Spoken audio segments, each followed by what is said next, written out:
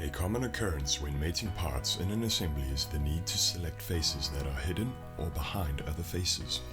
Rotating the model is always an option, but sometimes this can be time-consuming. An easier way is to hide the faces that are in the way by using the Select Other command. I want the upper internal face of this black part to sit on top of this grey one. I simply hover over the face that is in the way, right-click, and click Select Other from the menu, and then select the face that I want and continue. Using a width mate, I select this face and the one opposite it, centered between this face and the one opposite that. This simple yet effective method of selection makes it far easier to work with my models.